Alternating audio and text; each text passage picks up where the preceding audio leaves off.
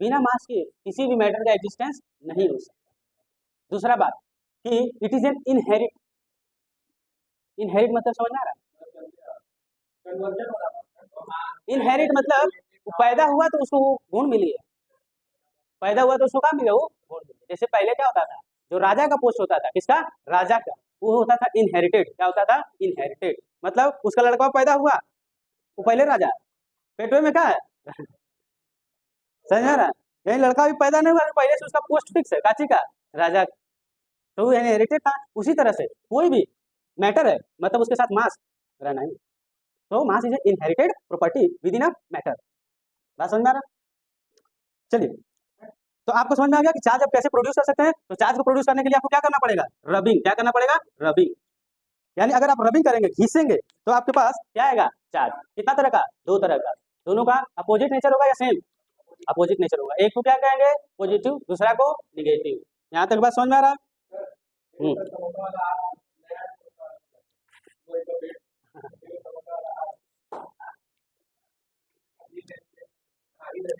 चलिए, अब यहाँ पर बात आता है ना कि यहाँ कंफ्यूजन क्रिएट हो गया था जब इसका खोज हुआ चार्ज का। वहां पर बोला गया कि बेटा हम रगड़ तो रहे हैं दो ऑब्जेक्ट को, लेकिन किसमें प्लस आ रहा है किसमें माइनस आ रहा है पता नहीं चला, पता नहीं चला। तो यहाँ पर एक बेंजामिन फ्रैंकलिन नाम के साइंटिस्ट थे। कौन था, बेंजामिन फ्रैंकलिन। ठीक है, तो नया चैप्टर है हम लोगों का इलेक्ट्रिसिटी। एनर्जी कम है, चिल्ला दे चलो ठीक है। तो आज हम लोग का नया चैप्टर शुरू होगा, उसका नाम क्या है, इलेक्ट्रिसिटी। ठीक है, इलेक्ट्रिसिटी बहुत अच्छा चैप्टर है, इंपॉर्टेंट भी है। क्लास 10 के पर्सपेक्टिव से, क्लास 12 के पर्सपेक्टिव से, अगर आप साइंस लेना चाहते हैं तो, नहीं तो फिर तो आर्ट्स कॉमर्स, है ना। तो इसको समझना आपको बहुत जरूरी है, क्योंकि अगर यहाँ आप नहीं समझेंगे तो क्लास 12 में आपको समझने में पसीना छूट जाएगा। ठीक है, तो क्लास 10 में आपको इलेक्ट्रिसिटी को समझना ही पड़ेगा। बहुत अच्छा चैप्टर है, बहुत मजा आएगा, न्यूमेरिकल्स भी ठीक ठाक है इसमें। ठीक है, तो इस चैप्टर को हम लोग शुरू करते हैं ज़्यादा बात न करते हुए। तो इलेक्ट्रिसिटी आपके जीवन में कितना इम्पोर्टेंट है, ये बस आप ही लोग जानते हैं और हम लोग जानते हैं, और कोई जानता नहीं। ठीक है, क्योंकि अगर इलेक्ट्रिसिटी नहीं रहेगा तो क्या नहीं हो सकता है, बल्ब नहीं जल सकता है, मोबाइल चार्ज नहीं हो सकता है ना, वीडियो रिकॉर्ड नहीं हो सकता है, माइक नहीं चलेगा। मतलब आज के समय में बिना इलेक्ट्रिसिटी के कुछ भी पॉसिबल नहीं, नहीं बैंक काम नहीं कर पाएगा, सारा जो इंडस्ट्री चल रहा है, सारा जो डाटा इधर से उधर जा रहा है, सब ठप हो जाएगा। मतलब बिना इलेक्ट्रिसिटी के जीवन को इस समय मानना इम्पॉसिबल जैसा लगता है। बिना इलेक्ट्रिसिटी के जीवन क्या है, एक तरह से इम्पॉसिबल है। आप सोच के थोड़ा इमेजिन करके देखिएगा तो आप बोलिएगा नहीं, हमको बिना इलेक्ट्रिसिटी का नहीं है, नहीं, बोरिंग जीवन हो जाएगा। तो बहुत इंपॉर्टेंट होने के बाद इसका हम लोग स्टार्टिंग करते हैं कि आखिर इलेक्ट्रिसिटी शुरुआत कैसे हुआ, इलेक्ट्रिसिटी शुरुआत कैसे हुआ। तो इसका सबसे पहले हम लोग देखते हैं कि इस दुनिया में है क्या। तो अगर इसका हम लोग बात करते हैं तो इलेक्ट्रिसिटी का अगर सिंपल डिफिनेशन बताएं, अगर इलेक्ट्रिसिटी का सिंपल डिफिनेशन आपको बताएं तो ये आपका हो जाएगा सिंपल डिफिनेशन ऑफ एनर्जी,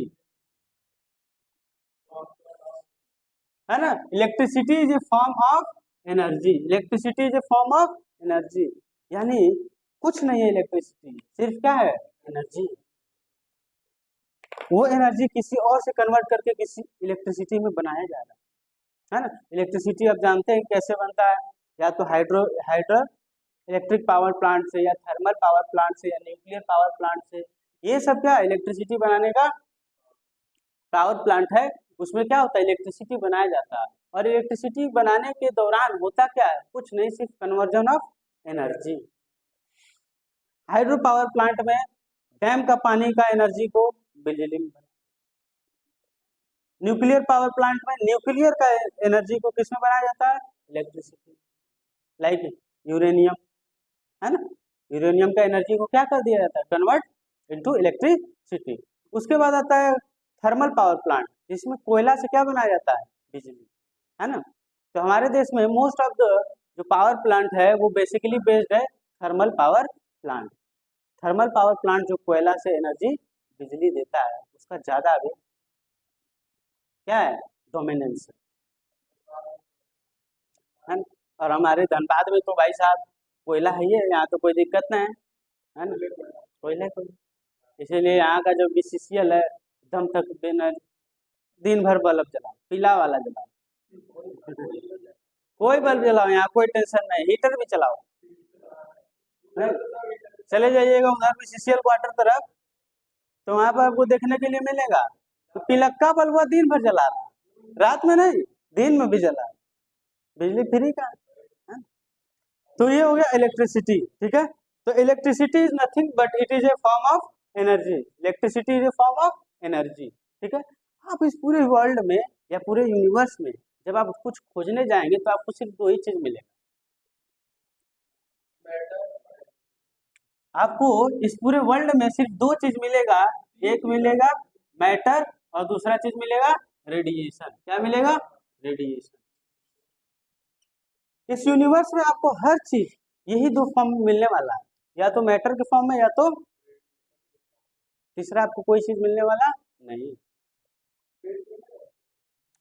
ये भी क्या है, मैटर।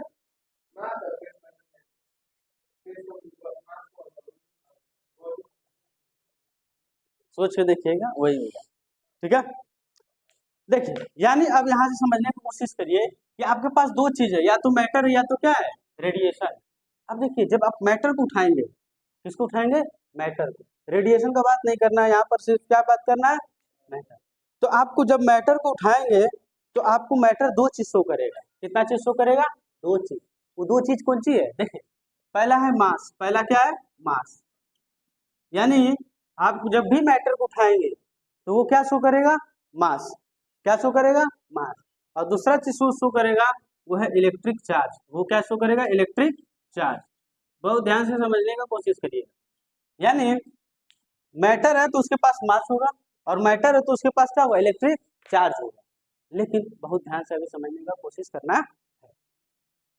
यानी हमारे इस पूरे यूनिवर्स में मास है और क्या है, इलेक्ट्रिक चार्ज है। अब देखिए जो मास था, ये क्या था, मास। इलेक्ट्रिक चार्ज का पता कैसे चला, ये समझने का कोशिश करिए। हमारे पास जो मास था, जैसे ये दो मार्कर है, ये दो क्या है, मार्कर है, इसका भी कुछ मास, इट इज ए मैटर, और इसका भी कुछ क्या है, मास। जब इसका मास है, लेकिन क्या अभी ये एक दूसरे को अट्रैक्ट कर रहा है, एक दूसरे को अट्रैक्ट नहीं कर रहा, एक दूसरे को अट्रैक्ट नहीं कर रहा, लेकिन इसके बीच में एक फोर्स लग रहा है due to mass. Due to mass एक फोर्स लगता है जिसको क्या बोलते हैं, ग्रेविटेशनल फोर्स। क्या बोलते हैं, ग्रेविटेशनल फोर्स, जो कक्षा किसमें था, 9 में, ठीक है। तो मास है तो मास की वजह से कौन सा फोर्स लगता है, ग्रेविटेशनल फोर्स, ग्रेविटेशनल फोर्स। तो ये जो दो मास था आपके पास, ये दोनों मास, क्या अभी आपको ग्रेविटेशनल फोर्स दिखाई दे रहा, नहीं दिखाई दे रहा, लेकिन यहाँ फोर्स है, यहाँ पर कुछ फोर्स। अब देखिए यहाँ पर बात ये है कि अगर हम इस दोनों ऑब्जेक्ट को आपस में क्या कर देते हैं, क्या कर देते हैं, रगड़ देते हैं, क्या अब ये दोनों आपस में अट्रैक्ट करेगा, बिल्कुल करेगा। या तो क्या करेगा, नहीं, सिर्फ और सिर्फ क्या करेगा, अट्रैक्ट। चलिए यहाँ पे समझिएगा, अगर हम इसको इसको क्या कर देते हैं, रब कर देते हैं, इसको क्या कर देते हैं, रब, तो आपको दिखागा कि इसके वजह से एक अलग टाइप का क्या आ रहा है, चार्ज आ रहा है। क्या आ रहा है, चार्ज, जो क्या है, फोर्स लगा रहा है, जो क्या लगा रहा है, फोर्स। और याद रखिएगा कि मास की वजह से एक फोर्स लगता है जिसको क्या बोलते हैं, ग्रेविटेशनल फोर्स, और एक चार्ज की वजह से फोर्स लगता है उसको क्या बोलते हैं, electrostatic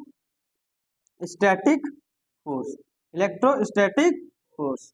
electrostatic means, electro means charge और स्टैटिक मीन्स रुका हुआ, इलेक्ट्रोस्टैटिक फोर्स मतलब चार्ज जब रुका हुआ है तो उसके वजह से क्या होता है, फोर्स जनरेट होता है। क्या जनरेट होता है, फोर्स। ये कैसे पता चला? यहाँ ये पता चला ऐसे हम लोगों को कि हमारे पास ग्रेविटेशनल फोर्स की वजह से, मीन्स मास की वजह से तो एक फोर्स लगता है, लेकिन एक और फोर्स लगता है, वो किसके वजह से? चार्ज की वजह से। किसके वजह से? चार्ज की वजह से। समझ में आ रहा? तो वो कैसे पता चला? जब हम लोग कोई भी दो ऑब्जेक्ट को आपस में रख किए और उसको पेपर से सटाने की कोशिश की, तो देखिए पेपर को क्या कर रहा है? अट्रैक्ट। अब इसको मान लीजिए हम ऐसा ही, इसको कुछ नहीं किए, ले जाके पेपर के पास रखेंगे तो टच खींचेगा उसको? नहीं खींचेगा। लेकिन इसको अगर रगड़ के हम ले जाके इसको पास छुआते हैं तो खींचेगा। इसका मतलब रगड़ने से कुछ हुआ, क्या हुआ? चार्ज आया। क्या आया? चार्ज। अब यहाँ से एक प्रश्न उठता है कि क्या ग्रेविटेशनल फोर्स ज्यादा है या इलेक्ट्रोस्टैटिक फोर्स ज्यादा होता है? कौन सा फोर्स? इलेक्ट्रोस्टैटिक फोर्स ज्यादा होता है। क्योंकि अगर ग्रेविटेशनल फोर्स ज्यादा होता तो बिना इसको कुछ किए हुए भी अगर ले जाते तो खींचना चाहिए था, लेकिन जब हम इसको रगड़ के ले जा रहे हैं तब ये खींच रहा है। इसका मतलब कहीं ना कहीं इसके पहले भी इसमें और पीस ऑफ पेपर में फोर्स लगा था, लेकिन वो हमको समझ में नहीं आ रहा। खींचिए ना पा रहा होगा, लगा रहा फोर्स ई, लेकिन खींच नहीं पा रहा। तो खींच नहीं पा रहा इसका मतलब क्या है? कि वो फोर्स कमजोर है। वो फोर्स क्या है? कमजोर। किसके कंपेयर में? ग्रेविटेशनल फोर्स कमजोर है तो स्टैटिक फोर्स, मतलब वो फोर्स जो चार्ज की वजह से लग रहा है वो फोर्स कहीं ना कहीं ज्यादा है। किससे? Gravitational force. ठीक है। इसके लिए एक एक्सपेरिमेंट किया गया। क्या किया गया? कि ग्लास रोड लिया गया। क्या लिया गया? ग्लास रोड और सिल्क। क्या लिया गया? सिल्क। सिल्क का कपड़ा। तो ग्लास रोड को जब हम लोग सिल्क के कपड़े पे रखते हैं, रगड़ते हैं, तो ग्लास रोड में प्लस चार्ज आ जाता है। क्या आ जाता है? Plus charge. और इसमें क्या आ जाता है? Minus charge. ये अभी हमको पता नहीं है कि किसमें कौन सा चार्ज आ रहा है, बस हमको ये पता चला कि ग्लास रोड में भी चार्ज आ गया और सिल्क में भी क्या आ गया? चार्ज आ गया। ठीक है। अगर वही हम लोग इबोनाइट रोड को लेते हैं, किसको लेते हैं? Ebonite rod. ये क्या होता है बताइए? इबोनाइट रोड, इबोनाइट एक तरह का पेड़ होता है। क्या होता है? पेड़। उसके जब डाली को काट के बढ़िया से एकदम छिल छाल के और एकदम पोलिश वोलिश मार के तैयार कर देते हैं तो क्या बन जाता है? Ebonite rod. ठीक है। वो पेड़वे का नाम है इबोनाइट। वो नहीं पता। ठीक है। तो यहाँ पर देखिए, जब इबोनाइट रोड को लेंगे और सिल्क को लेंगे, किसको लेंगे? सिल्क। तो जब सिल्क को इबोनाइट रोड में रगड़ेंगे तो भी चार्ज आएगा, कुछ सिल्क पे और कुछ इबोनाइट रोड पे। माना जाता है कि इसके ऊपर कौन सा चार्ज आता है? माइनस। और इसके ऊपर प्लस। इसके ऊपर कौन सा चार्ज आएगा? प्लस का चार्ज। अब बात यहाँ पर आता है कि यहाँ से हमको पता चला, यहाँ से हमको क्या पता चला कि ग्लास रोड को जब हम पीस ऑफ पेपर के पास ले जाते हैं तो क्या करता है? वो पीस ऑफ पेपर्स को अट्रैक्ट करता है। सिल्क को भी ले जाते हैं पीस ऑफ पेपर के पास तो वो भी क्या करता है? अट्रैक्ट करता है। लेकिन जब दोनों को साथ मिला कर ले जाते हैं तो पीस ऑफ पेपर को अट्रैक्ट नहीं करता। तो इससे हमको क्या पता चलता है कि कहीं ना कहीं दोनों के पास चार्ज है, लेकिन जब उसको हम लोग साथ ला रहे हैं, साथ में ले जा रहे हैं तो जीरो हो जा रहा है। क्या हो जा रहा है? जीरो। यहाँ से हमको पता चला कि चार्ज का नेमिंग क्या करना है, क्योंकि जो दोनों बॉडी के ऊपर चार्ज आया था वो कैसे आया था? एक के ऊपर प्लस और एक के ऊपर माइनस। ठीक है। और ये किसको फॉलो कर रहा था? अलजेब्रिक सम को। किसको फॉलो कर रहा था? अलजेब्रिक सम को। अलजेब्रिक सम ऑफ मैथमेटिक्स को फॉलो कर रहा था। इसलिए हम लोग एक तरह के चार्ज को क्या बोल दिए? पॉजिटिव। और दूसरे तरह के चार्ज को क्या बोल दिए? नेगेटिव। क्योंकि प्लस और minus, plus two minus two equal to zero. बात समझ में आ रहा? तो एक तरह का चार्ज प्लस को बोला गया और दूसरे तरह के चार्ज को क्या बोला गया? माइनस। ये हुआ नोमेनक्लेचर, कैसे प्लस और माइनस नाम पड़ा किसका? चार्ज। यहाँ तक बात समझ में आ रहा? यानी दो तरह का चार्ज हमारे पास आया, एक आया पॉजिटिव और एक क्या आया? नेगेटिव। एक क्या आया? पॉजिटिव और एक आया नेगेटिव। ठीक है। इसके पीछे का कारण ये एल्जेब्रिक सम ऑफ मैथमेटिक्स को ये क्या कर रहा है? फॉलो कर रहा है। क्या कर रहा है? फॉलो। बात समझ में आ गया? चलिए, तो अब बात आता है कि चार्ज है। हाँ, अगर कोई डिफिनेशन आपसे पूछ लेता है कि व्हाट इज चार्ज, तो क्या बताइएगा?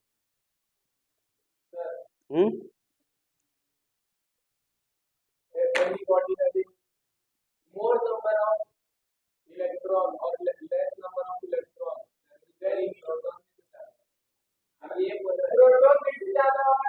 चलिए देखिए समझिए। वही ना बोलते यहाँ पे सब प्रोटॉन ज्यादा इलेक्ट्रॉन ज्यादा होगा, इलेक्ट्रॉन कम होगा, नंबर ऑफ प्रोटॉन का कंपैरिजन। देख समझिए, इट इज ए कैरेक्टरिस्टिक्स, ये क्या है? कैरेक्टरिस्टिक या character develop in a body, develop in a body which exerts force on the another body. It is a characteristics developed within a body. It is a characteristics developed within a body which exerts force, apply force on another body. It is a charge, electric charge. बात समझ में आ रहा है? ये क्या हो गया? Charge. What is mass? What is mass? Mass क्या है?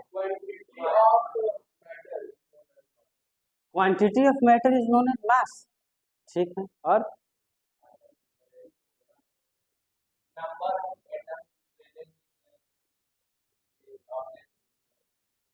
देखिए, mass, without mass there is no existing of any matter. बिना मास के किसी भी मैटर का एग्जिस्टेंस नहीं हो सकता. दूसरा बात कि it is an inherit. Inherit मतलब समझ में आ रहा है? इनहेरिट मतलब पैदा हुआ तो उसको वो गुण मिल गया. पैदा हुआ तो उसको क्या मिले? वो गुण मिल गया. जैसे पहले क्या होता था, जो राजा का पोस्ट होता था, किसका? राजा का. वो होता था इनहेरिटेड. क्या होता था? इनहेरिटेड. मतलब उसका लड़का पैदा हुआ, वो पहले राजा, पेटवे में क्या है? समझ आ रहा है? यही लड़का भी पैदा नहीं हुआ, पहले से उसका पोस्ट फिक्स है, काची का? राजा. तो वो इनहेरिटेड था. उसी तरह से कोई भी मैटर है, मतलब उसके साथ मास रहना है. तो mass is a inherited property with in a matter. बात समझ में आ रहा? चलिए, तो आपको समझ में आ गया कि चार्ज अब कैसे प्रोड्यूस कर सकते हैं. तो चार्ज को प्रोड्यूस करने के लिए आपको क्या करना पड़ेगा? रबिंग. क्या करना पड़ेगा? रबिंग. यानी अगर आप रबिंग करेंगे, घिसेंगे, तो आपके पास क्या आएगा? चार्ज. कितना तरह का? दो तरह का. दोनों का अपोजिट नेचर होगा या सेम? अपोजिट नेचर होगा. एक को क्या कहेंगे? पॉजिटिव, दूसरा को निगेटिव. यहाँ तक बात समझ में आ रहा है?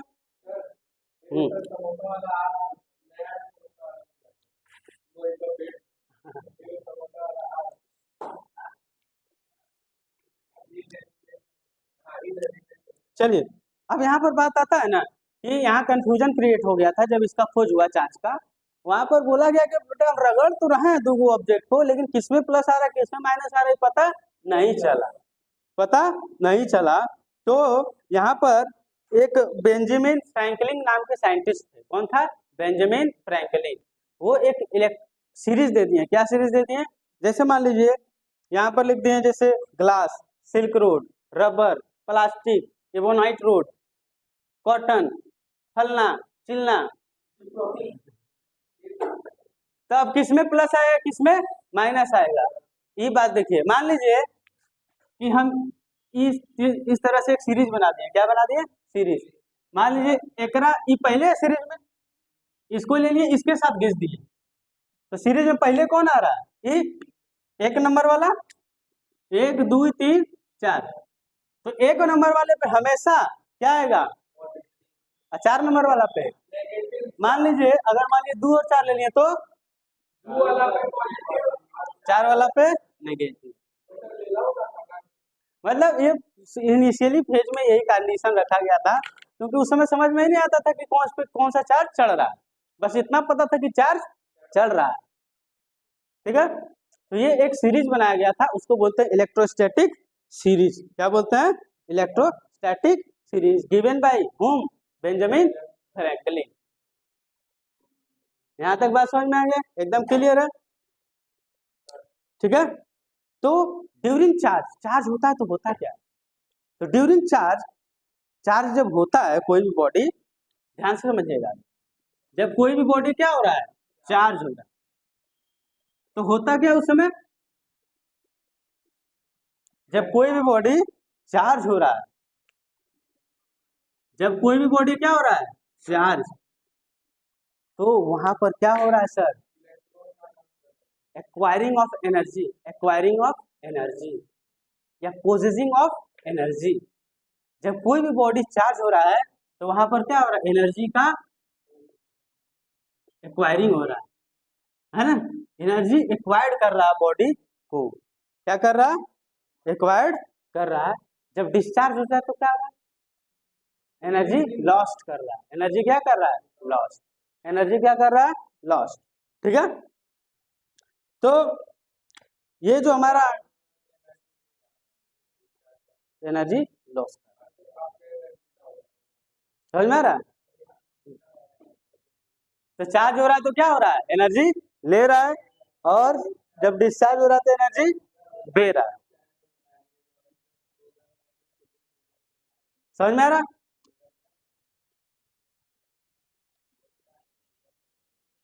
तो हम लोग जब एनर्जी आएगा तो उसको बोलेंगे इलेक्ट्रिक चार्ज, और एनर्जी जाएगा तो क्या बोलेंगे, इलेक्ट्रिक डिस्चार्ज, क्या बोलेंगे, इलेक्ट्रिक डिस्चार्ज। ठीक है, तो यहाँ पर अब कहानी ये होता है कि हम लोग जो इलेक्ट्रिसिटी को खोज किए, जब पहली बार खोज हुआ वो किसके वजह से हुआ, है ना, वो अपना जो है पूरा ताम झाम फैलाया, वो सोचा भी कि क्या दो पत्थर को जब रगड़ने से चिंगारी आता है, क्या वही चिंगारी जब आसमान में क्या चमकता है, बिजली, तो क्या दोनों सेम है, दोनों सेम है। तो इसके लिए वो एक्सपेरिमेंट किया, पहले क्या किया, अचानक से न होने लगा,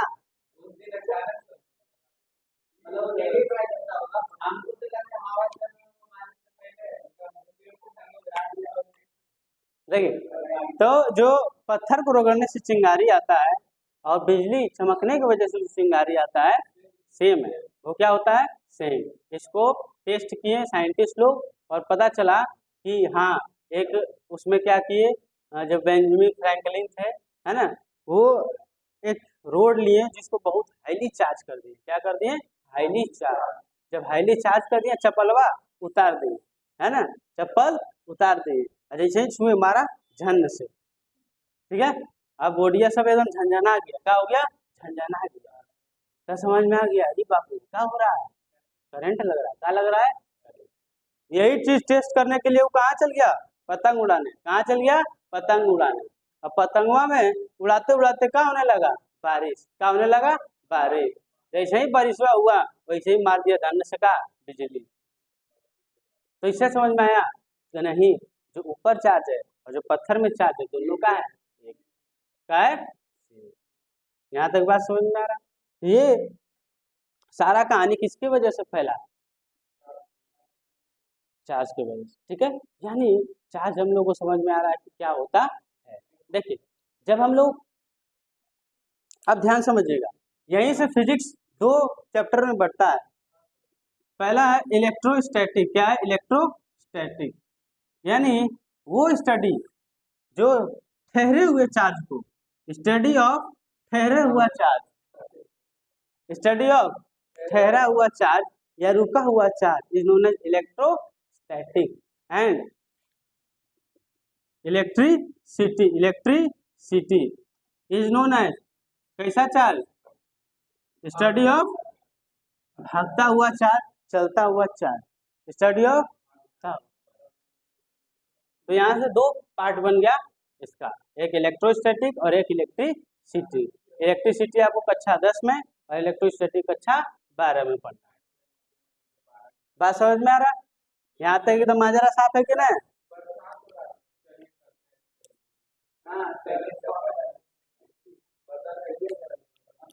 चलिए यहाँ तक कोई बात समझ में आया, कोई दिक्कत तकलीफ बात नहीं है। चलिए अब बहुत ध्यान से आगे भी समझने का क्या करना है, कोशिश कैसे समझना है वो देखिए, कि हम लोग को क्या पढ़ना है, ये पढ़ना है, ये नहीं पढ़ना है। ठीक है, we are going to study about electricity means movable charge, movable charge यानी मूवेबल चार्ज को हम लोग को स्टडी करना है और समझना है कि इलेक्ट्रिसिटी का। आगे देखिए, अब हम लोग मेन मुद्दा पे आते हैं। वो मुद्दा क्या है? इलेक्ट्रिसिटी। मुद्दा क्या है? इलेक्ट्रिसिटी। यानी अब हम लोग पढ़ेंगे कि एक्चुअल में इलेक्ट्रिसिटी होता क्या है। लेकिन इतना समझ में आ गया हमको कि इलेक्ट्रिसिटी मतलब फ्लोइंग चार्ज, फ्लोइंग चार्ज। चलिए अब देखिए, आपके पास चार्ज आ गया। क्या आ गया है? चार्ज। आपके पास क्या आ गया है? चार्ज। तो चार्ज है तो भैया इसका कुछ माई बाप होगा कि नहीं होगा? अनाज तो है नहीं। इसका क्या है? घर परिवार, भाई बहन, चाचा मामा, मौसा मौसी, सब होगा, है ना। तो देखिए इसके बारे में समझने का कोशिश करते हैं। चार्ज को हम लोग रिप्रेजेंट करते हैं क्यू से। किससे रिप्रेजेंट करते हैं? क्यू से।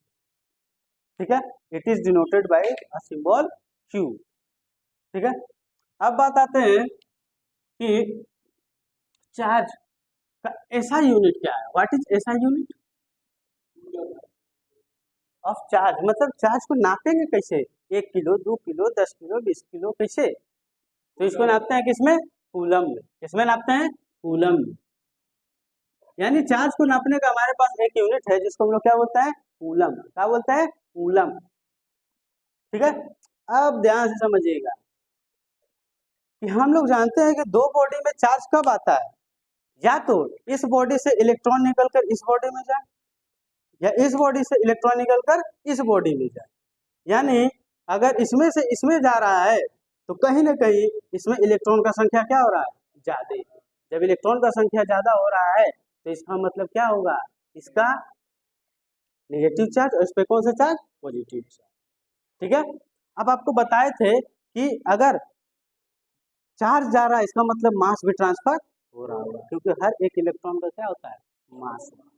मतलब जिस बॉडी में इलेक्ट्रॉन जा रहा है वो बॉडी हैवियर होता जाएगा। कैसा होता जाएगा? हैवियर। समझ में आ रहा है? चार्ज ज्यादा है मतलब उसका वजन भी बढ़ रहा है, उसका वजन भी बढ़ रहा है। बात समझ में आ रहा है? अब देखिए यहाँ पर जब ऐसा यूनिट का बात हुआ वो क्या पता चला? कूलम। क्या पता चला? कूलम। अब यहाँ से एक बात समझने का कोशिश करना कि एक कूलम, मान लीजिए हम बोलते हैं एक कूलम चार्ज। क्या बोलते हैं? एक कूलम चार्ज।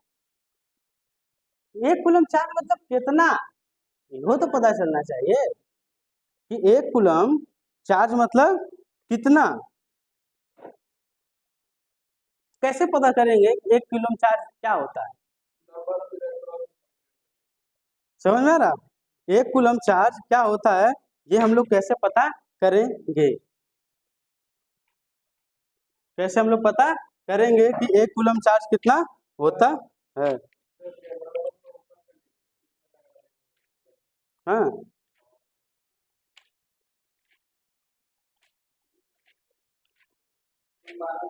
चलिए बहुत ध्यान से क्या करना है। इसके लिए आपको एक थ्योरी बता देते हैं जो आपके सिलेबस में फिलहाल तो नहीं है, लेकिन आपको जानना बहुत जरूरी है। जानना बहुत जरूरी है कि एक किलो मतलब कितना, एक कूलम मतलब कितना। उसके लिए आपको पढ़ना पड़ेगा। बहुत ध्यान समझिए, कूलम्स लॉ। ये सिलेबस से बाहर है लेकिन फिर भी समझिए, कूलम्स लॉ। ये कूलम्स लॉ पता है? ग्रेविटेशनल लॉ देखे हैं? ग्रेविटेशनल लॉ एकदम ओकरे भाई, जुड़वा भाई का है, जुड़वा भाई। आपको पता है कि कोई भी दो चार्ज है, ग्रेविटेशनल फोर्स का फॉर्मूला क्या था? कि कोई भी दो मास है तो उसके बीच में एक फोर्स लगता है। Force is equal to G, capital G, m1 into m1 2 by R. बस बस वही फॉर्मूला को यहाँ लिख देना है, और m1 m2 की जगह q1 q2। कैसे? समझिए, मान लीजिए कि आपके पास दो चार्ज है, एक चार्ज ये और एक चार्ज ये। बहुत गहराई से समझिएगा। दो का है चार्ज, एगो का नाम दे दिए q1 और एगो का नाम q2। एगो का नाम क्या हो गया? और एगो का नाम q2। दोनों को रख दिए, कहाँ रख दिए? कहीं भी रख देते हैं, जगह कमी तो है। दोनों को कहीं भी रख देना, रोड पे, केकरा खेत में, न तो घर में। ठीक है। लेकिन यहाँ एक चीज का ध्यान रखना कि दोनों को 1 मीटर के डिस्टेंस पे रखना। कितना मीटर के डिस्टेंस पे? 1 metre. The distance between the two charge is 1। ठीक है। अब बहुत ध्यान समझिएगा, ये है 1 कूलम चार्ज, ये कितना? 1 कूलम चार्ज, ये भी कितना? 1 कूलम चार्ज। ठीक है, 1 कूलम चार्ज और 1 कूलम चार्ज, तो दोनों हो गया 1 कूलम का चार्ज। दोनों को रख दिए कितना? तो डिस्टेंस पर, 1 मीटर के डिस्टेंस पर।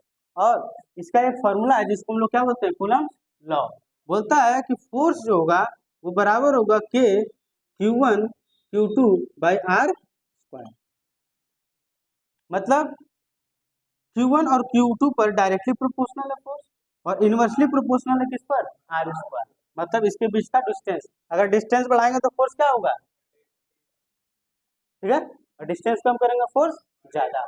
चलिए इसको थोड़ा सा पुट करते हैं। F is equal to K मतलब कुछ नहीं, K मतलब कुछ नहीं, इसीलिए K लिखा गया। K मतलब कुछ नहीं। Q1 का वैल्यू 1, Q2 का वैल्यू 1, दोनों के बीच का डिस्टेंस 1, दोनों के बीच का डिस्टेंस 1। अब देखिए यहाँ पर आता है K का वैल्यू, जिसको हम लोग बोलते हैं कांस्टेंट। क्या बोलते हैं? कांस्टेंट। वैल्यू होता है 8.988, 8.988 into 10 to the power 9, 10 to the power 9। ठीक है, ये होता है वैल्यू किसका? इसका, K का वैल्यू। किसका वैल्यू? K का वैल्यू। अगर हम इसको इसमें पुट कर देते हैं, ध्यान से समझिएगा, तो force is equal to K के बराबर हो जाएगा कि नहीं हो जाएगा? बताइए, क्योंकि सबका वैल्यू खत्म। तो F इज इक्वल टू क्या हो गया? K। F इक्वल टू क्या हो गया? K। अब K का वैल्यू क्या है? यानी 8.988 इंटू 10 टू द पावर 9। हम इसको लमसम लमसम मान लेते हैं कि ये लमसम लमसम है 9 पॉइंट क्या 9, या ऐसे मान लेते हैं 8.9 है मतलब 9 है, 9 into 10 to the power 9, 9 into 10 to the power 9। यानी बहुत ध्यान समझिएगा कि जब कोई भी दो चार्ज को रखा जाएगा और दोनों चार्ज होगा 1 कूलम का। कितना कूलम का? 1 कूलम का। और 1 कूलम का चार्ज को जब 1 मीटर के डिस्टेंस पे रखते हैं तो उसमें एक 9 into 10 to the power 9 newton force लगेगा। तो हम समझ जाएंगे कि क्या हो रहा है, कि चार्ज कितना है? 1 कूलम। चार्ज कितना है?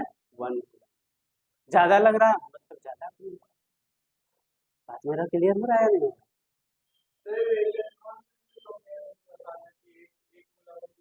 वो बता रहे हैं, ये एकदम क्रिस्टल क्लियर है। ये कूलम्स लॉ। क्या है? Coulomb's law. यानी अगर हम 1 कूलम चार्ज को रखते हैं, 1 कूलम चार्ज देख रहे हैं, फील कितना दे रहा है? इतना न्यूटन का फोर्स देगा, इतना न्यूटन का फोर्स देगा। अगर आप जानना चाहते हैं या फील लेना चाहते हैं कि 1 कूलम चार्ज मतलब कितना, इतना न्यूटन अगर फोर्स दे रहा है तो चार्ज कितना है? 1। कितना है? 1। बात यहाँ तक समझ में आ रहा है? इसको आप बढ़िया से नोट डाउन कर लीजिए, ठीक है, क्योंकि ये बुक में नहीं।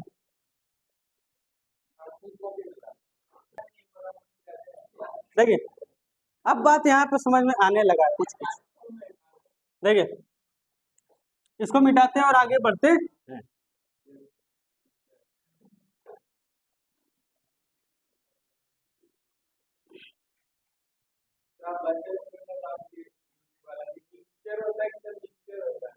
लोग जानता है।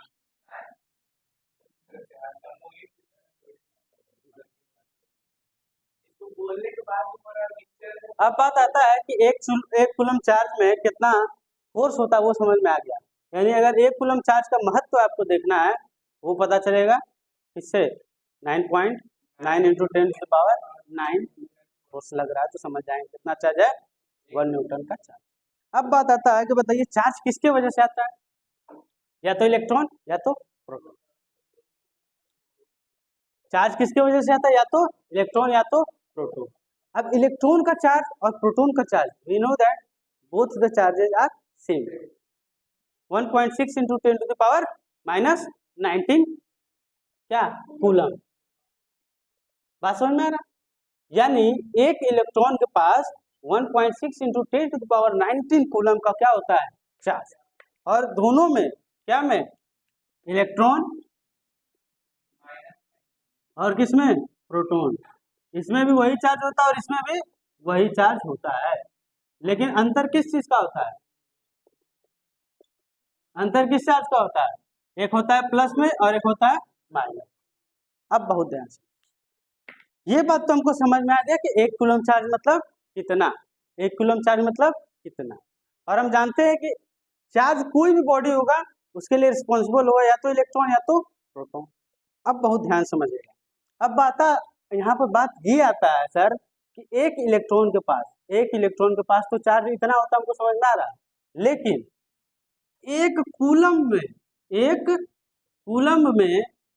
कितना इलेक्ट्रॉन, एक कूलम में कितना नंबर ऑफ इलेक्ट्रॉन, बात समझ में आ रहा है, एक कूलम में कितना number of electron. We know that, क्या जानते हैं हम लोग कि 1.6 इंटू 10⁻⁻19 कूलम में कितना इलेक्ट्रॉन, 1 इलेक्ट्रॉन। कितना इलेक्ट्रॉन, 1 इलेक्ट्रॉन। 1.6 इंटू 10⁻19 में कितना इलेक्ट्रॉन, 1 इलेक्ट्रॉन। तो अगर आपको एक का हिसाब निकालना है, कितना का, एक का, कि एक कूलम चार्ज में कै गो इलेक्ट्रॉन जाता है। जैसे हम बोल रहे हैं कि मान लीजिए ये बॉडी एक कूलम चार्ज हुआ है, तो कै गो इलेक्ट्रॉन इसमें आया या कै गो इलेक्ट्रॉन इससे गया, बात समझ में आ रहा। तो 1 का निकालना है, किसका निकालना है, 1 मीन्स 1 बाई कितना हो जाएगा, 1, ये क्या 1 कूलम इंटू 10⁻⁻⁹। यानी अगर हम इसको ऊपर ले जाते हैं तो ये क्या हो जाएगा, 10⁻⁹, 10⁻⁹। यहाँ बचेगा 1/1.6, बचेगा या नहीं बचेगा, इसका एक और जीरो ऊपर बढ़ा देते हैं, नहीं तो क्या हो जाएगा, 1/16 का पावर कितना हो जाएगा, 10⁻20। अब एक को 16 से डिवाइड करेंगे तो मथुआ हैंग कर जाएगा, क्या कर जाएगा। इसीलिए हम कुछ और करते हैं, क्या करते हैं ध्यान समझिए, करते कुछ नहीं, वही है एक से 2 जीरो उठा लिए, बोले बाबू दो तुम्हारा पास बहुत है, इतना ले क्या करोगे, दब जाओगे इसके नीचे। तुम्हारा पास औकात है 10 का, तुम ले लिए कै ठो 20 को, अब 20 को लिए उसमें दब के मार उड़ गया, है ना। जैसे अभी सब मर जा रहा है ना, केरल में बाढ़ आया तो, है ना, केरल में बाढ़ आया उसमें क्या हुआ, बहुत आदमी मर गए, तो लैंडस्लाइड हो गया, दब के उसी में कुचल गया, पते न चल रहा गया कहाँ, पहाड़ ने वहाँ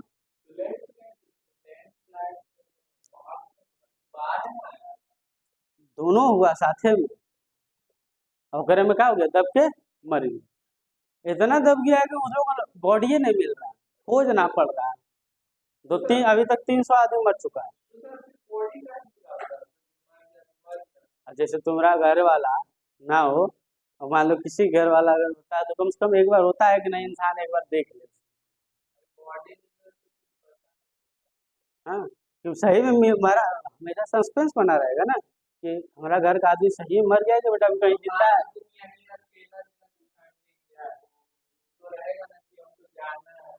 बस समझ में आ रहा, तो ये भी कारण।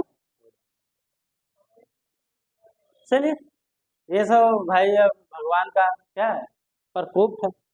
देखिए नेचर के साथ खिलवाड़ करिएगा तो यही होगा, नेचर के साथ अब खिलवाड़ करिएगा तो कहीं ना कहीं उसको भुगतना पड़ेगा ही।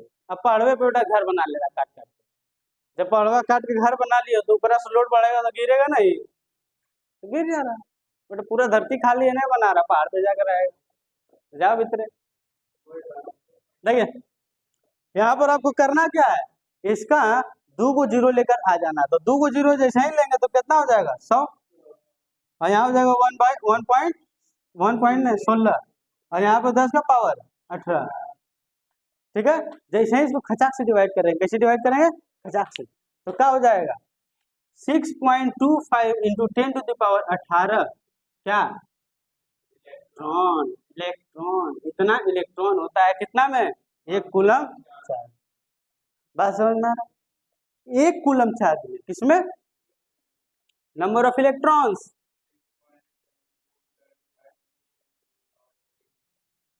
6.25 into 10⁻25 है 18 इलेक्ट्रॉन्स प्रेजेंट इन। मतलब अगर आप कह रहे हैं कि ये बॉडी 1 कूलम चार्ज है, कितना है 1 कूलम चार्ज है, मतलब एकरा में इतना या तो इलेक्ट्रॉन आया है या तो इतना इलेक्ट्रॉन गया है। अगर आप कह देते हैं कि इतना 1 कूलम ऑफ नेगेटिव चार्ज है, मतलब इतना नंबर ऑफ इलेक्ट्रॉन आई लो आया है, क्या है आया है। और अगर 1 कूलम ऑफ पॉजिटिव चार्ज मतलब गया नहीं, वो वाला गया नहीं, बोध गया है जी। एक बार मेरा दोस्त था, तो उसके पापा कहीं जा रहे थे, ठीक है, तो हम उसे पूछे कहाँ जा रहे तेरा पापा, तो बोल रहा गया। तो हमको समझ में आ रहा था खाली गया गया बोल रहा है, मतलब कब से पूछ रहे तो बता ही नहीं रहा।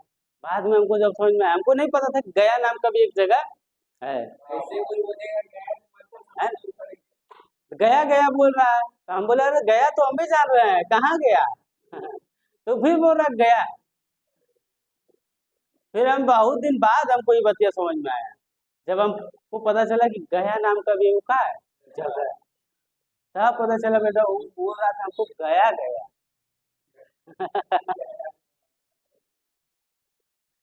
तो ऐसे भी बोलता है गया गया तो उसको पता चलता है, गया ये समझ में आया। चलिए इसको बढ़िया से छाप लीजिए एकदम लपाक से। अरे तो पागल हो, धीरे धीरे चलेगा तो सिलेबस। अब आगे हम लोग बढ़ते हैं, कहाँ बढ़ते हैं आगे, आगे मतलब चैप्टर में आगे, ठीक है, क्योंकि वैसे तो आगे बढ़कर क्या ही करना है। ये समझ में आ गया कि एक electron means 1 coulomb charge, how many electrons, यहाँ से क्वेश्चन आ सकता है।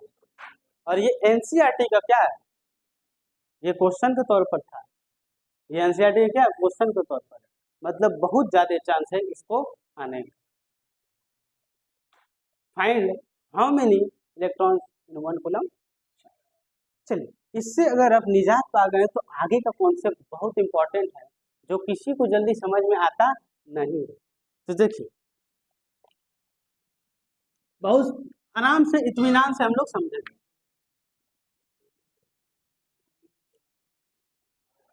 देखिए अगर आपके पास है चार्ज, कोई भी बॉडी क्या है चार्ज,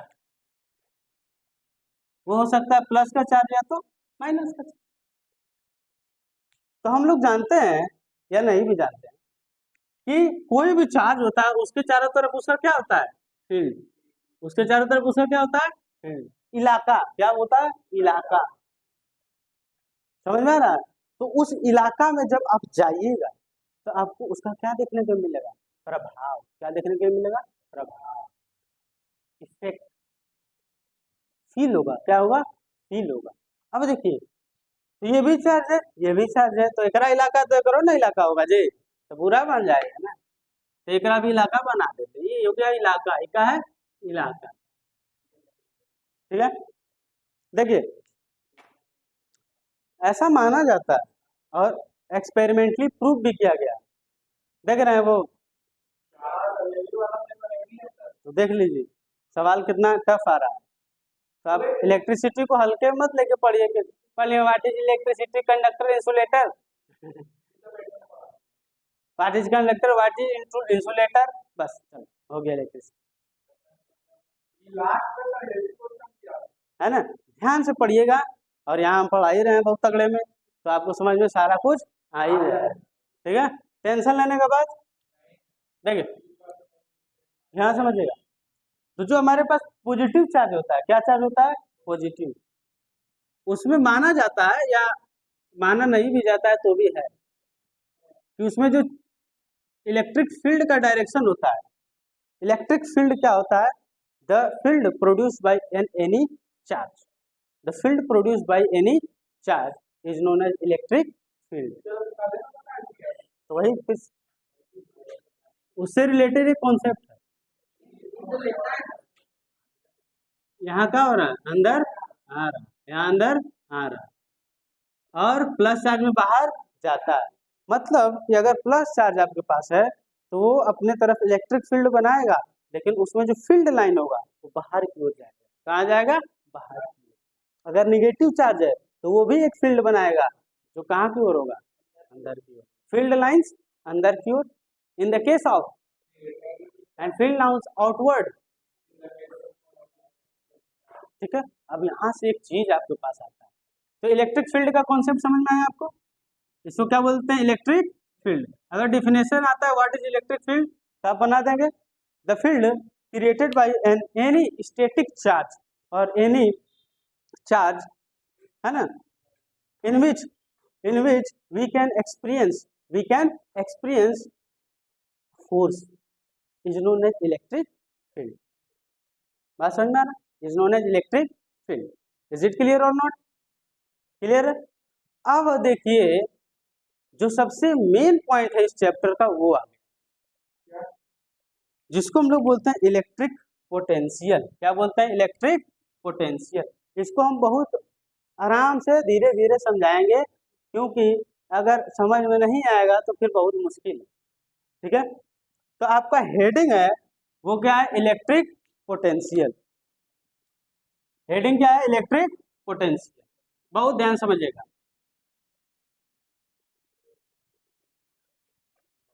आपके बुक में दो पॉइंट है, एक है इलेक्ट्रिक पोटेंशियल और एक है पोटेंशियल डिफरेंस। बहुत ध्यान से क्या करना है, लेकिन हम लोग दो के जगह तीन करेंगे। कितना करेंगे? जो है एक पोटेंशियल एनर्जी। क्या है? Potential energy. क्योंकि जब तक आप इसको नहीं करेंगे ये दोनों पल्ले पड़ेगा नहीं, लेकिन ये दोनों दिया हुआ है, ये नहीं दिया हुआ है। बात समझ में आ रहा? अब बहुत ध्यान से, कैसे समझना है?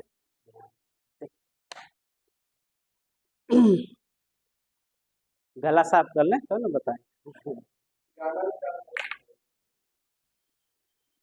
देखिए आपको अभी बताएं कि कोई भी एक चार्ज होता है, अभी बहुत ध्यान से समझने की कोशिश करिएगा। ठीक है, हम लोग इसको उठा रहे हैं पोटेंशियल एनर्जी। पोटेंशियल, अगर आप ये समझ गए तो आप किसी से भी सवाल पूछिएगा, इतना गारंटी है कि आप उस लड़के से ज्यादा जाने। नहीं पता, यूट्यूब में कोई वीडियो में नहीं बताया, सर्च मार लेंगे। देखिए पोटेंशियल एनर्जी, कौन सा एनर्जी? Potential energy. बहुत ध्यान से। अभी हम लोग समझे कि कोई भी चार्ज होता है, या प्लस का हो या तो माइनस का, उसके चारों तरफ क्या होगा? फील्ड होगा। उस फील्ड को क्या कहते हैं? Electric field. यहाँ तक एकदम क्लियर। ठीक है, देखिए इलेक्ट्रिक पोटेंशियल के लिए आपको समझना पड़ेगा यूनिट चार्ज। बहुत ध्यान समझिएगा, यूनिट चार्ज। यूनिट चार्ज मतलब होता है कि कोई भी यूनिट चार्ज, ये नहीं बोल रहे हैं कि 1 coulomb charge, that value is your value, you can put any amount of charge that will consider 1 unit। ठीक है, अब देखिए, और माना ऐसा जाता है यूनिट चार्ज को ही हम लोग टेस्ट चार्ज में कहते हैं। क्या कहते हैं? Test charge. क्योंकि इससे हमेशा क्या होता है? टेस्ट। क्या होता है? टेस्ट। क्या टेस्ट होता है? यही होता है जो ये बताने जा रहे हैं, यानी यूनिट चार्ज और टेस्ट चार्ज। और ये हमेशा लिया जाता है क्या? प्लस वाले चार्ज। हमेशा क्या लिया जाता है? प्लस वाले चार्ज। ठीक है, टेस्ट चार्ज जैसे कि प्लस वाले, ताकि एक्सपेरिमेंट करने में आसानी हो। देखिए we know that when a charge is anywhere in the whole world, there will be an electric field created by that charge.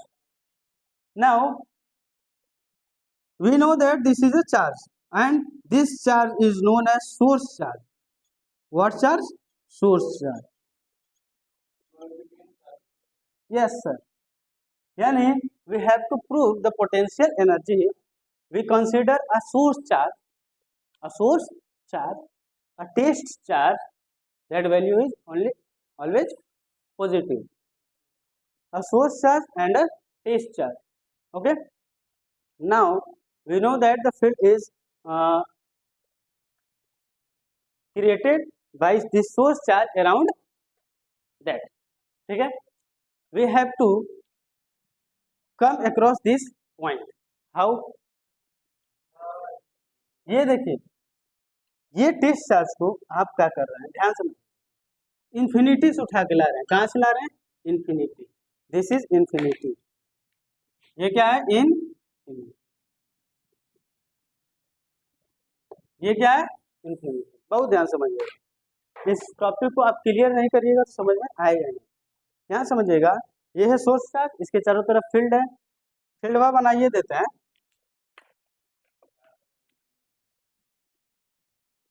ये क्या हो गया? इसका फील्ड. इस बार बढ़िया बना है ना.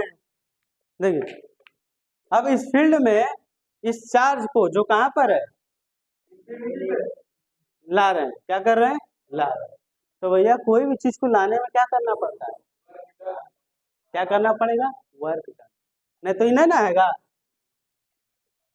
इसको खींचना पड़ेगा. क्या करना पड़ेगा? खींचना पड़ेगा. ठीक है, अब इसको उठा के लाना स्टार्ट किए. तो जब हम इसको उठा के लाना स्टार्ट किए, जैसे ही यहाँ आएगा, बताइए क्या होगा?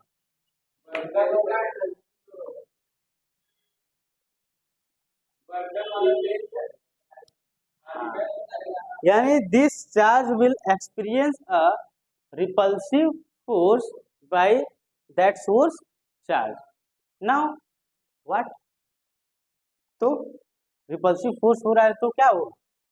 तो आपको ज्यादा वर्क डन करना पड़ेगा, क्योंकि ये फोर्स लगा रहा है इसको पीछे ढकेलने में, और आप फोर्स लगाएंगे इसको आगे लाने में. तो मान लीजिए जब तक ये चार्ज फील्ड से बाहर था तब तक आप नॉर्मल फोर्स लगा कर ले आ रहे थे, लेकिन कहीं ना कहीं जब ये फील्ड के एक्सपीरियंस में आएगा तो आपको अपना वर्क डन बढ़ाना पड़ेगा.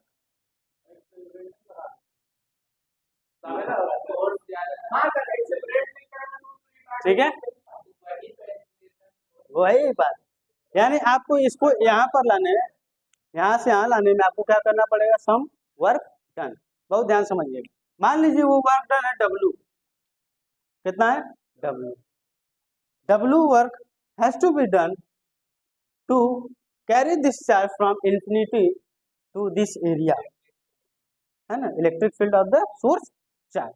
Let's the work done is equal to W. ये क्या हो गया? Work done. ठीक है, ये क्या हो गया? Work done. अब ये जब वो वर्क डन हो गया, इसका मतलब जब आप इसको यहाँ से यहाँ ला रहे हैं, इसके अंदर वो जो वर्क डन होता है, वर्क डन मतलब क्या? कुछ काम करना, मतलब आपका एनर्जी लग रहा है. और work energy is neither created nor be destroyed. मतलब जो आप काम कर रहे हैं वो कहीं ना कहीं जो आप चार्ज को लेकर आ रहे हैं, उस चार्ज में वो एनर्जी क्या हो रहा है? स्टोर. क्या हो रहा है? स्टोर.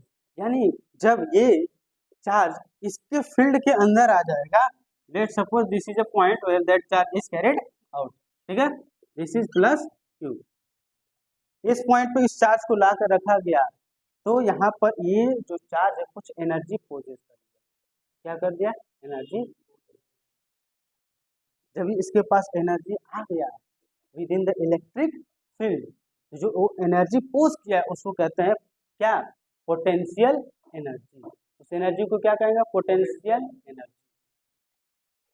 बात समझ में आ रहा? क्या कहेंगे? Potential energy. बहुत ध्यान से समझना है.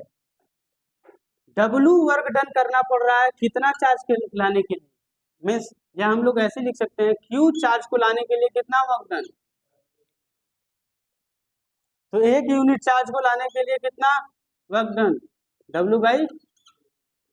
बहुत ध्यान समझिएगा. Q चार्ज को लाने के लिए कितना work done? W. Q charge था ना, तो एक यूनिट चार्ज को लाने के लिए W अपॉन Q. और W अपॉन Q, बहुत ध्यान समझिएगा, ये W अपॉन Q ये आपका निकल गया क्या? Potential energy. पोटेंशियल एनर्जी क्या निकला? Potential energy at any point on the electric field. अब हम लोग W, ये तो वर्क डन है, ये वर्क डन के हिसाब से देख रहे हैं। हम लोग W को रिप्लेस कर सकते हैं U से भी। किससे? U क्या बताता है? एनर्जी। क्या बताता है? एनर्जी। कौन सा एनर्जी? Potential energy. यानी हम 1 ये भी तो लिख सकते हैं U/Q। क्या लिख सकते हैं? U/Q। यानी कोई भी चार्ज है, कोई भी चार्ज है, कोई भी क्या है? चार्ज है। अगर आप उसको इंफिनिटी से लेकर आ रहे हैं, कहाँ से लेकर आ रहे हैं? इंफिनिटी से, इलेक्ट्रिक फील्ड के अंदर, तो उसके पास एक एनर्जी आ जाएगा। उस एनर्जी को कहते हैं पोटेंशियल एनर्जी, और उसका वैल्यू क्या होगा? W/Q। W/Q। if we increase the value of what? Work done, potential energy will increase, and if we increase the amount of that charge, यानी जितना हल्का, समझ में आ रहा है? यहां से समझिएगा, ये आपको क्या बता रहा है? Potential energy. ये क्या बताया? Potential energy. तो पोटेंशियल एनर्जी का कॉन्सेप्ट समझ में आया? क्या होता है? U/Q या W/? सही। क्या हो जाता है? W/Q या U/? वो दूसरा चीज हो जाएगा, हम समझ रहे हैं। देखिए Q इज इक्वल टू क्या हो गया? W। मतलब Q चार्ज को लाने में क्या हो गया? W work. ठीक है, तो 1 में कितना हो जाएगा? W/Q। W/Q। तो ये क्या हो गया? एक एनर्जी हो गया, जो किसके द्वारा प्रोड्यूस किया जाएगा? उस चार्ज के द्वारा प्रोड्यूस किया जाएगा। कब? जब उसको इन्फिनिटी से लाया जाएगा कहाँ? इलेक्ट्रिक फील्ड में। तब। बात एकदम क्लियर हुआ? क्लियर हुआ? यहाँ से समझ में आ रहा? अब देखिए, पोटेंशियल एनर्जी बढ़ाने का दो तरीका है। कितना तरीका? दो तरीका। बहुत ध्यान समझिएगा। ये जो सोर्स चार्ज है, अगर सोर्स चार्ज के अमाउंट को हम बढ़ाते हैं, सोर्स चार्ज के अमाउंट को क्या करते हैं? बढ़ाते हैं। तो ये सोर्स चार्ज के अमाउंट वो बढ़ेगा, मतलब पावरफुल होगा, तो ये ज्यादा रिपल्सिव फोर्स लगाएगा। जब ये ज्यादा रिपल्सिव फोर्स लगाएगा, इसका मतलब जो आप चार्ज को ले आ रहे थे, उसमें क्या करना पड़ेगा? वर्क डन ज्यादा करना पड़ेगा। वर्क डन ज्यादा करना। बात मेरा समझ में आ रहा है या नहीं समझ में आ रहा है? क्लियर है? तो ये तो कॉन्सेप्ट था पोटेंशियल एनर्जी का। अब इसके माध्यम से आपको कल समझाएंगे पोटेंशियल और पोटेंशियल डिफरेंस। समझ में आ रहा है? तो आज के लिए हम लोग इतना ही रखते हैं। मिलते हैं आप लोगों से अगले एपिसोड।